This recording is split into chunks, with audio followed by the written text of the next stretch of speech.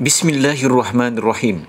Sesungguhnya orang-orang yang beriman adalah mereka yang apabila disebut nama Allah, gemetarlah hatinya. Dan apabila dibacakan ayat-ayatnya kepada mereka, bertambah kuatlah keimanannya. Dan hanya kepada Tuhan mereka bertawakal. Yaitu orang-orang yang melaksanakan sholat, yang menginfakkan sebagian dari rezeki yang kami berikan kepada mereka. Mereka itulah orang-orang yang benar-benar beriman. Mereka akan memperoleh derajat yang tinggi di sisi Tuhannya dan ampunan serta rizki nikmat yang mulia. Al-Quran Surah Al-Anfal ayat 2-4. Kami telah menciptakan manusia dan mengetahui apa yang dibisikkan oleh hatinya, dan kami lebih dekat kepadanya daripada urat lehernya. Ingatlah ketika kedua malaikat mencatat amal perbuatannya, satu duduk di sebelah kanan dan yang lain duduk di sebelah kiri. Tiada satupun ucapan yang diucapkannya, melainkan ada di sisinya malaikat pengawas yang selalu siap mencatat. Al-Quran Surah Qaf ayat 16-18. Allah Maha mengetahui. Dia mengetahui apa yang ada di langit dan apa yang ada di bumi, dan mengetahui apa yang kamu rahasiakan dan apa yang kamu nyatakan. Dan Allah Maha mengetahui segala isi hati. Al-Quran Surah At-Taghabun ayat 4. Dan rahasiakanlah perkataanmu atau lahirkanlah, sesungguhnya Dia Maha mengetahui segala isi hati. Apakah Allah yang menciptakan itu tidak mengetahui yang kamu lahirkan dan rahasiakan? Dan Dia yang Maha halus lagi Maha mengetahui. Al-Quran Surah Al-Mulk ayat 13-14. Maha benar Allah dengan segala firman-Nya.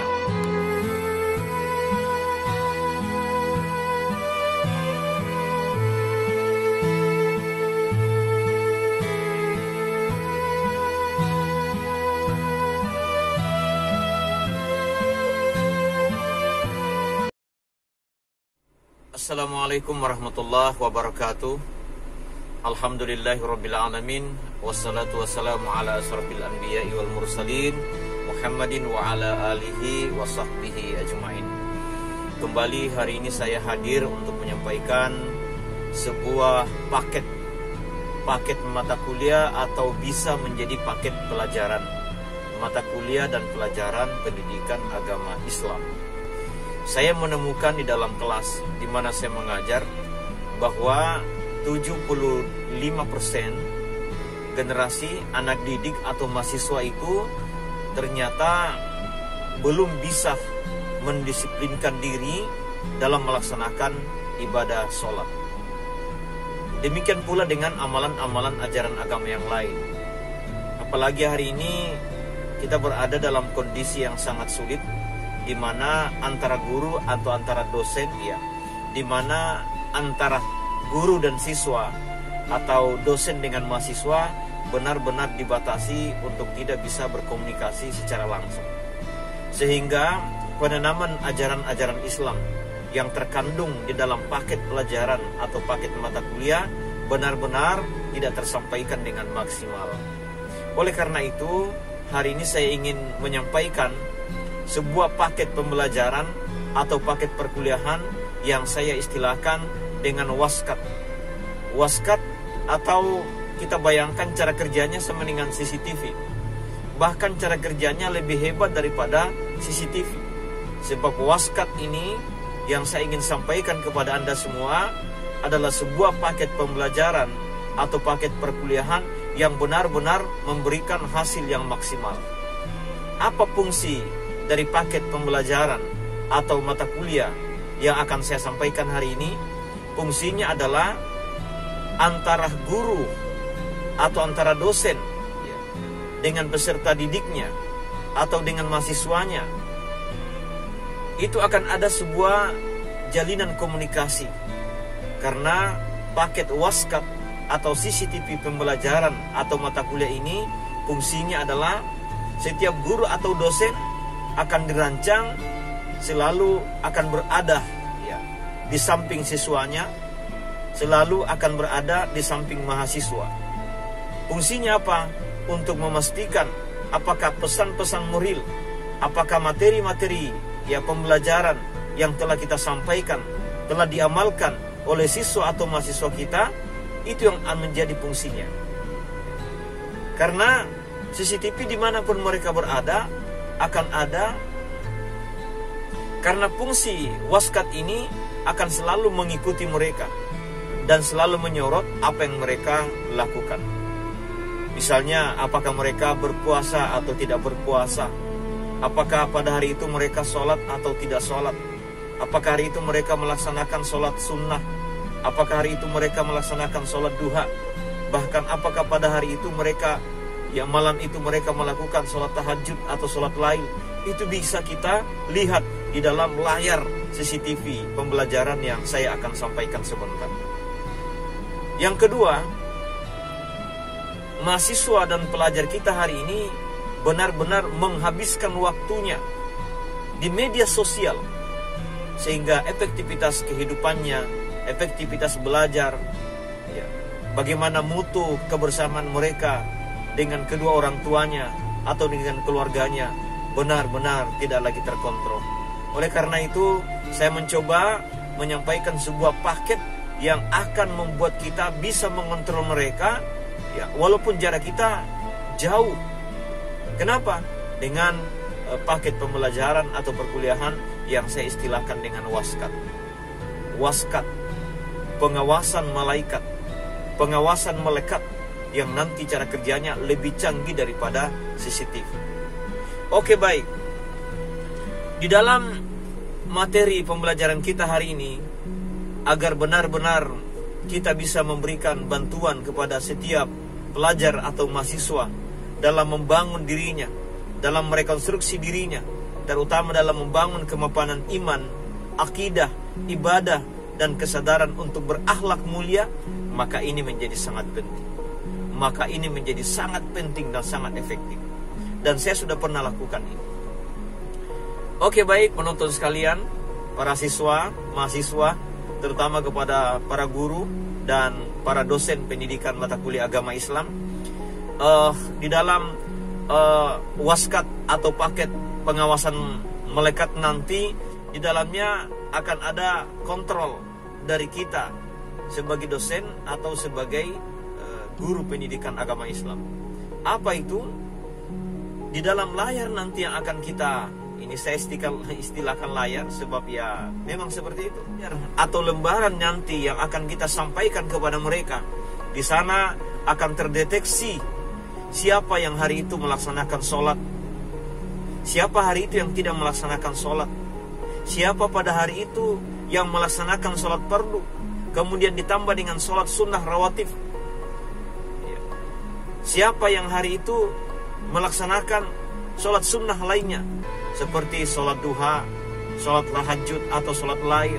Kita bisa tahu, ya, mereka melaksanakan itu atau tidak.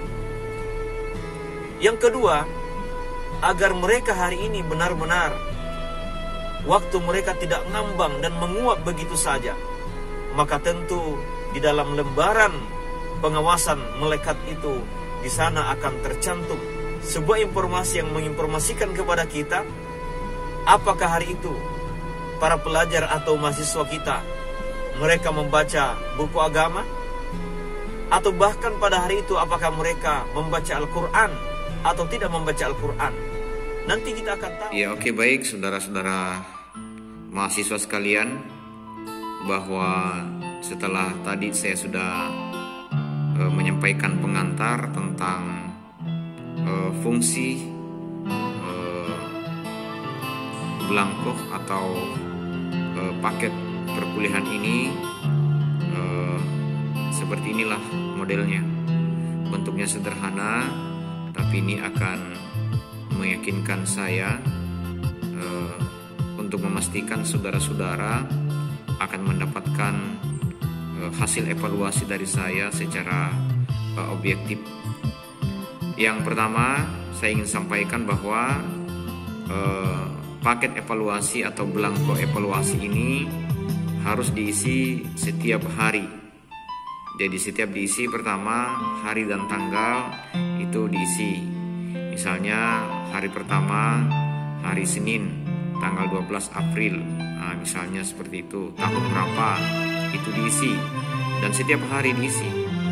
Setiap hari juga saudara diwajibkan untuk mengisi kolom Yang pertama adalah pelaksanaan sholat fardu. Pada hari itu apakah Anda sholat subuh atau tidak sholat subuh, nanti akan ketahuan di sini. Kalau Anda sholat secara berjamaah, maka Anda tulis juga dengan berjamaah, berarti Anda sholat subuh secara berjamaah. Kalau Anda sholat subuh dengan sendiri, ya tulis sendiri, ya. Kemudian kalau Anda sholat subuh, di mana tempatnya? Apakah di masjid, apakah di rumah, atau di rumah kos? Jadi seperti itu. Tentu semakin baik adalah Anda sholat subuh secara berjamaah di masjid, karena nanti belangko evaluasi ini juga nanti akan diakumulasi sebagai bentuk evaluasi dari saya. Yang kedua, demikian juga halnya sholat zuhur. Apakah hari itu Anda sholat zuhur? Apakah berjamaah atau sendiri? Kemudian di mana? Ya, begitu. Sholat asar, demikian juga. Apakah berjamaah? Kalau berjamaah di mana? Ya, apakah di masjid? Atau mungkin Anda sholat asar sendiri. Kemudian sholat maghrib juga begitu. Sholat maghrib, ya, di mana sholat maghribnya? Apakah berjamaah? Kalau berjamaah, di mana tempatnya? Kalau Anda sholat sendiri, di mana tempatnya? Apakah di rumah atau di rumah kos atau mungkin dalam perjalanan? Kemudian sholat isya. Sholat isya apakah Anda laksanakan secara berjamaah atau sendiri? Kalau Anda berjamaah, di mana tempatnya? Kalau Anda sendiri, di mana tempatnya? Oke, bisa dipahami ya? Ya, itu untuk sholat fardu. Jadi adalah temuan nanti bagi saudara. Kalau saudara menulis sholat subuhnya berjamaah, ya, sholat subuhnya berjamaah, lalu kemudian mengisi juga sendiri. Itu temuan, berarti pengisian belangkonya keliru. Ya, kemudian yang juga nanti keliru adalah ketika Anda misalnya tidak sholat subuh, tapi di kolom berjamaah Anda tulis ya berjamaah. Masa tidak sholat subuh kemudian kolom berjamaah ditulis, itu salah, ya. Ya kalau tidak sholat ya dibiarkan kolom ini kosong. Berjamaah sendiri atau tempat itu kosong. Kenapa? Karena tidak melaksanakan sholat. Kemudian sholat asar juga seperti itu, ya. Jadi seperti itu. Mohon untuk saudara pahami, karena kalau Anda tidak pahami, tidak fokus, kemudian salah nanti dalam mengisi, maka nanti akibatnya menjadi fatal. Ya, oke ya. Kemudian selanjutnya adalah pelaksanaan sholat sunnah. Ya, di sini pelaksanaan sholat sunnah. Sholat sunnah yang pertama adalah 2 rakaat sebelum subuh. Hati-hati dalam mengisi sholat sunnah, karena kalau di atas Anda menuliskan tidak sholat subuh, tapi kemudian di bawah ada sholat sunnah 2 rakaat sebelum subuh, itu berarti Anda tidak fokus, ya. Kemudian 2 rakaat sebelum zuhur, sebelum lohor, kemudian 2 rakaat setelah duhur, ya. Kalau Anda laksanakan silakan diisi, dilaksanakan. Kemudian kalau Anda di masjid berarti di masjid, kalau di rumah ya di rumah. Demikian pula 2 rakaat setelah maghrib, ya, Anda laksanakan atau tidak laksanakan. Kemudian 2 rakaat setelah sholat isya, dilaksanakan atau tidak dilaksanakan. Kemudian tambahan bagi saudara-saudara yang mungkin sudah terbiasa melaksanakan sholat duha, ya, apakah 2 rakaat atau mungkin sampai 4 rakaat, bahkan mungkin ada yang sampai 8 rakaat, silahkan dituliskan dilaksanakan atau tidak dilaksanakan. Kalau dilaksanakan di mana, ya begitu ya. Jadi keterangannya di sini hanya dilaksanakan atau tidak dilaksanakan, ya. Kemudian puasa Ramadan. Puasa Ramadan apakah Anda laksanakan atau tidak dilaksanakan, ya, puasa.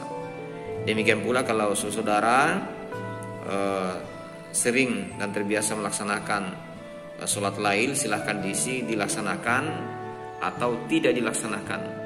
Kemudian sholat lail, sholat tarawih, ya, tentu karena selama bulan Ramadan ini sholat tarawih, apakah Anda sholat tarawih atau tidak, ini dilaksanakan atau tidak dilaksanakan.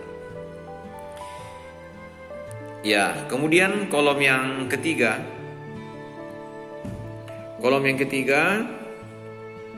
ya, kita perhatikan kolom yang ketiga. Di sini adalah tentang literasi dan minat baca. Jadi apakah Anda termasuk yang rajin membaca atau malas membaca? Dan nanti akan terdeteksi di sini. Yang pertama, di kolom bacaan Al-Quran. Apakah pada hari itu Anda membaca Al-Quran? Kalau Anda baca Al-Quran, silahkan ditulis di bawahnya di kolom ini ya, di kolom isian, maksudnya di sini ya, gitu.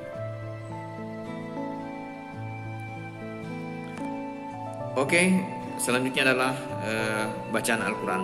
Kalau Anda memang selalu membaca Al-Quran, ya silahkan diisi surah apa, kemudian ayat keberapa yang dibaca pada hari itu. Ya, demikian juga kalau Anda memang hobi adalah membaca buku, karena ini adalah mata kuliah pendidikan agama, maka yang kita anjurkan adalah membaca buku-buku agama. Kalau Anda membaca hari itu, apa judul bukunya, kemudian penulis bukunya siapa, iya kan? Dan buku ini bisa mungkin baru akan selesai sekitar 1 minggu atau mungkin sampai ya 2 pekan baru selesai. Berarti selama 14 hari Anda menuliskan judul buku yang sama, penulis yang sama. Ya, oke, bisa dipaham? Ya. Kemudian selanjutnya adalah keempat, pengalaman organisasi. Pengalaman organisasi ini ya saya maksudkan adalah mungkin saudara-saudara di tempat tinggal atau di kampung halaman atau di kota di mana Anda tinggal, Anda sering misalnya ikut diskusi-diskusi panel, ikut kajian buku atau forum-forum diskusi yang tentu itu adalah dalam nuansa keagamaan tentunya ya. Jadi pengalaman organisasi, nama kegiatan apa, iya kan? Jadi pertama nama kegiatannya misalnya Anda ikut bedah buku. Bedah buku Anda ikut, misalnya membedah buku novel Sajadah Cinta atau Ikhtiar Cinta atau 99 Cahaya di Langit Eropa. Kalau Anda ikut kajian itu, maka silahkan ditulis nama kegiatannya. Kajian buku atau beda buku atau diskusi, ya boleh ditulis di kolom nama kegiatan. Kemudian organisasi atau lembaga yang menyelenggarakan. Misalnya kalau di tempat kita yang diselenggarakan adalah Ikatan Mahasiswa Muhammadiyah atau Ikatan Pelajar Muhammadiyah atau organisasi lainnya, ya silahkan ditulis. Ya, jadi tadi ada diskusi buku atau mungkin ikut pengajian majelis taklim. Nanti tinggal di sini pengajian majelis taklim. Siapa yang adakan misalnya majelis taklim dan nama kota di mana Anda ikut kajian itu. Misalnya majelis taklim Kolaka boleh. Nah, kemudian nanti kalau Anda ikut kajian buku, diskusi atau pengajian, itu harus dibuktikan dengan tanda tangan panitia. Ya, tanda tangan panitia. Tanda tangan panitia, stempel ya. Kalau di masjid Anda ikut tarawih dan dengar ceramah, ya enggak apa-apa, boleh juga dengarkan ceramah tarawih. Kemudian di mana tarwihnya, karena organisasi atau lembaga yang menyelenggarakan, boleh Masjid Hidayatullah misalnya, atau Masjid Agung Khaira Ummah Kolaka, atau mungkin di Masjid Al-Qalam kampus, boleh. Kemudian tanda tangan siapa yang menjadi panitia penyelenggara pada hari itu. Oke? Ya, baik. Oke, saudara-saudara sekalian, selanjutnya pada kolom pengisian. Jadi semua dari pertama pelaksanaan sholat fardu, pelaksanaan sholat sunnah, pelaksanaan kebiasaan atau membangun budaya literasi dan minat baca, apakah hari itu baca Al-Quran atau mungkin baca buku agama, silahkan diisi semuanya. Tentu diisi dengan sesuai dengan kenyataan atau realitas. Jangan mengisi dengan dengan sembarang mengisi. Ya, betul-betul harus sesuai dengan fakta. Kalau Anda laksanakan, ya diisi laksanakan. Kalau tidak, ya katakan tidak. Demikian juga dengan pengalaman organisasi tadi. Silakan kolom-kolom itu diisi semuanya, silakan diisi. Tapi ingat, harus diisi dengan benar. Mengapa?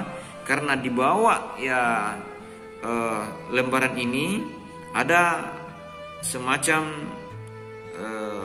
tanda tangan fakta integritas. Ya, ini kolom fakta integritas. Karena di bawah nanti ada kalimat yang berbunyi, demikian belangko evaluasi ini saya isi dengan jujur dan penuh tanggung jawab. Ya, jujur dan penuh tanggung jawab. Kemudian mahasiswa yang bersangkutan, tulis namanya di dalam kurung ini, kemudian nama yang jelas, kemudian Anda tanda tangan. Ingat, Anda baru akan tanda tangan kalau pengisian belangko yang ada dari atas sampai ke bawah itu pengisiannya sudah benar. Ya, begitu. Dan ingat, yang tanda tangan bukan hanya Anda. Yang tanda tangan itu baru akan dianggap sah, dianggap benar, ya, pengisian pengawasan malaikatnya ini kalau diketahui dan ditandatangani oleh dua saksi. Yang kedua, ya, ada saksi pertama, ada saksi kedua.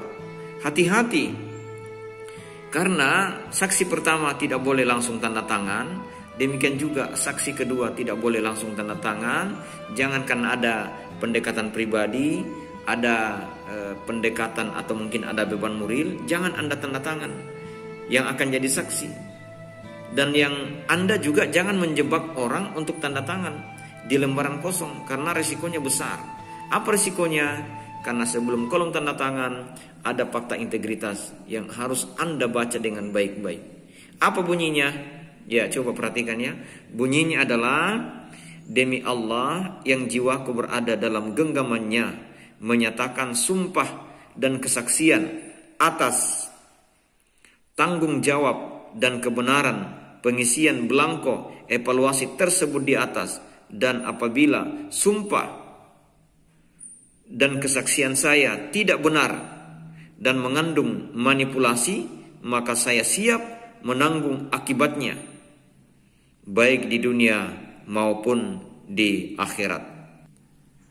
Ya, nauzubillahi min zalik, kita berlindung dari pikiran-pikiran atau niat-niat yang tidak baik, dari tangan-tangan yang tidak jujur dalam mengisi belangko ini, karena betapa belangko ini memang betul-betul sangat penting, sangat urgen, dan sekaligus menjadi sangat sakral. Karena belangko ini benar-benar ya baru akan berlaku bagi Anda yang punya sinyal keyakinan, sinyal keimanan dalam hati Anda, dan sinyal itu bisa menembus batas langit, ya, menembus bisa sinyalnya bisa membangun sebuah kesadaran bahwa kita dipantau, ya, kita dipantau oleh Allah Subhanahu wa taala. Sehingga fakta integritas ini dia hanya akan bisa berlaku bagi mereka yang di dalam iman, dalam hatinya ada iman. Yang bagaimana fungsi iman, ciri-ciri orang yang beriman sudah kita jelaskan dalam pengantar tadi. Oke, demikian ya apa yang saya sampaikan ini sebagai bentuk evaluasi, dan ini bisa kita istilahkan sebagai pengawasan malaikat, dan ini bisa berfungsi sebagai CCTV dari guru atau dosen dalam materi pembelajaran atau mata kuliah pendidikan agama Islam. Oke, saudara perhatikan, ini ada buku. Nanti setelah Anda isi semuanya, jadi begini caranya. Lembaran ini oleh Anda semua diwajibkan untuk digandakan sebanyak 50 lembar. Ingat, 50 lembar belangko ini. Jadi ini kan bentuknya dalam bentuk color. Ya, ini bisa difotokopi, bisa hitam putih, atau saya akan kirimkan formatnya di grup WA masing-masing. Nanti tinggal di print kemudian digandakan. Masing-masing Anda menggandakan 50 lembar belangko ini. Kemudian setelah digandakan 50, nanti dijilid seperti ini. Ini dijilid. Formatnya seperti ini. Ya, ini belangko evaluasi kompetensi dasar mata kuliah agama Islam. Nanti dosen pengampunya adalah saya. Dan untuk mahasiswa nanti ada di belakang nama lengkap NIN dan program studi atau kelas, ya, diisi. Oke, yang di sampul ini boleh memasang foto Anda atau memasang apa, tidak harus seperti ini, tapi yang jelas nanti saya akan kirimkan format sampulnya. Jadi dijilid setelah digandakan sebanyak 50 lembar. Artinya apa? Setiap hari Anda akan disibukkan ya oleh lembaran yang sangat sakral ini untuk diisi setiap harinya. Misalnya malam hari diisi, kemudian mulailah diingat-ingat, oh tadi subuh saya sholat di masjid, boleh diisi. Terserah kapan pengisiannya, yang jelas nanti ini akan terisi secara baik dan benar. Kemudian tambahan, biasa ada akhwat yang bertanya, bagaimana dengan sholat subuh atau sholat fardu dengan baca Al-Quran dengan pengisian belangko ini, sementara kita ini misalnya berhalangan. Maka kalau Anda berhalangan, ya belangko ini tidak perlu diisi. Anda dalam status berhalangan, karena masing-masing Anda harus melaporkan ke saya 50 hari. Tidak terhitung hari di mana Anda halangan, ya. Jadi semua harus terhitung 50 hari. Jadi mohon nanti kalau sudah halangan, karena belangko ini nanti akan dihadapkan ke saya, ya, dihadapkan ke saya pada hari perkuliahan nanti, karena setelah bulan suci Ramadan kita akan kuliah offline, tidak ada lagi tawar-menawar, kita akan kuliah offline. Oke ya, bisa dipahami? Ya, mudah-mudahan bisa dipahami. Dan saudara-saudara yang misalnya memang masih bingung atau nanti ada hal-hal yang memang dianggap belum jelas, bisa ditanyakan langsung, bertanya saja di grup WA. Tidak perlu di chat pribadi, karena nanti jawabnya nanti akan repot. Jadi satu yang bertanya, setelah saya jawab semuanya akan tahu apa yang menjadi permasalahan masing-masing dari Anda. Oke ya, jadi seperti ini formatnya. Ya, demikian apa yang saya sampaikan hari ini. Mudah-mudahan ini menjadi hal yang akan melatih saudara-saudara untuk bisa membangun dirinya, membangun kematangan keimanan dan keyakinannya kepada Allah Subhanahu wa ta'ala. Dan dengan ini saudara-saudara diibaratkan seperti ikut training, yang saudara-saudara akan bisa mendisiplinkan diri dalam mendirikan ibadah, baik yang fardu maupun yang sunnah. Demikian juga saudara nanti akan dibiasakan untuk setiap saat membangun ya kebiasaan dalam hal literasi atau membangun minat baca. Oke, demikian ya. Terima kasih, dan saya sampaikan kepada Anda apresiasi yang telah menonton dan telah mengikuti tutorial pengisian CCTV Waskat ya ini. Dan mudah-mudahan saudara ya bisa mengambil hikmah dari apa yang kita sampaikan dan berlakukan pada perkuliahan dan pembelajaran kita hari ini. Sekali lagi, insya Allah setelah nanti diisi atau sebelum diisi, dijilid dulu seperti modelnya, dan nanti akan Anda hadapkan ke saya satu persatu, akan menghadap ke saya untuk mempertanggungjawabkan dari belangko CCTV dan pengawasan malaikat yang kita berlakukan saat ini. Demikian, terima kasih. Billahi fisabilil haq, fastabiqul khairat. Wassalamualaikum warahmatullahi wabarakatuh. Bismillahirrahmanirrahim. Sesungguhnya orang-orang yang beriman adalah mereka yang apabila disebut nama Allah, gemetarlah hatinya, dan apabila dibacakan ayat-ayatnya kepada mereka, bertambah kuatlah keimanannya, dan hanya kepada Tuhan mereka bertawakal, yaitu orang-orang yang melaksanakan sholat yang menginfakkan sebagian dari rezeki yang kami berikan kepada mereka. Mereka itulah orang-orang yang benar-benar beriman. Mereka akan memperoleh derajat yang tinggi di sisi Tuhannya dan ampunan serta rizki nikmat yang mulia. Al-Quran Surah Al-Anfal Dan ayat sesungguhnya 2-4. kami telah menciptakan manusia dan mengetahui apa yang dibisikkan oleh hatinya, dan kami lebih dekat kepadanya daripada urat lehernya. Ingatlah ketika kedua malaikat mencatat amal perbuatannya, satu duduk di sebelah kanan dan yang lain duduk di sebelah kiri. Tiada satupun ucapan yang diucapkannya, melainkan ada di sisinya malaikat pengawas yang selalu siap mencatat. Al-Quran Surah Qaf ayat 16-18. Allah Maha mengetahui. Dia mengetahui apa yang ada di langit dan apa yang ada di bumi, dan mengetahui apa yang kamu rahasiakan dan apa yang kamu nyatakan. Dan Allah Maha mengetahui segala isi hati. Al-Quran Surah At-Taghabun ayat 4. Dan rahasiakanlah perkataanmu atau lahirkanlah, sesungguhnya Dia Maha mengetahui segala isi hati. Apakah Allah yang menciptakan itu tidak mengetahui yang kamu lahirkan dan rahasiakan? Dan Dia yang Maha halus lagi Maha mengetahui.